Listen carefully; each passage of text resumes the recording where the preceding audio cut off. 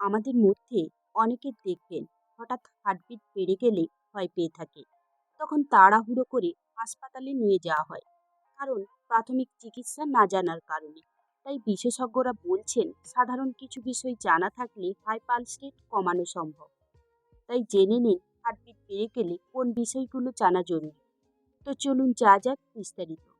আজকাল আমরা এতটাই কাজের প্রতি ব্যস্ত যে নিজের শরীরের দিকে তাকানোর সময় নেই। তাই হঠাৎ করে বুকে ব্যথা করে, তখন গ্যাসের ব্যথা মনে করে গ্যাস্ট্রিকের ঔষধ খেয়ে থাকে।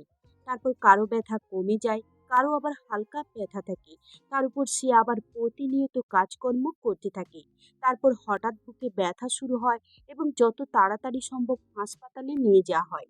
তারপর তার চিকিৎসা করানো হয়। কিন্তু বেসিক বিষয়গুলো জানা থাকলে অন্তত দুর্ঘটনা এড়ানো সম্ভব। প্রথমত আপনাকে শরীরের ইঙ্গিতগুলো বুঝতে হবে। যখনই হৃদস্পন্দন বেড়ে যাবে ওই অবস্থায় কোনোভাবেই উত্তেজিত হওয়া যাবে না। সবসময় শান্ত থাকার চেষ্টা করুন। দ্বিতীয়ত, যদি শ্বাসকষ্ট শুরু হয় তবে ধীরে ধীরে শ্বাস প্রশ্বাস নিতে থাকুন। কোনোভাবেই কথা বলার চেষ্টা করবেন না। তৃতীয়ত, যদি দেখেন হাত পা ঠান্ডা হয়ে আসে, তবে যদি সম্ভব হয় তবে হালকা গরম জলে স্নান করার পরামর্শ দিচ্ছেন বিশেষজ্ঞরা।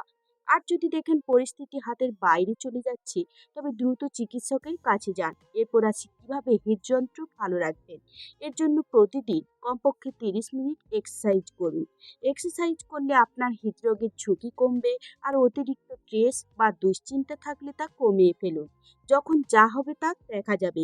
এছাড়া যদি আপনার ধূমপানের অভ্যাস থাকে তা ত্যাগ করুন। খাদ্যাভ্যাসের দিকে নজর দিন। বিশেষ করে যে খাবারগুলো খেলে গ্যাস হয় সেগুলো এড়িয়ে চলুন। ব্যাস এইটুকু। সবাই ভালো থাকবেন। ধন্যবাদ।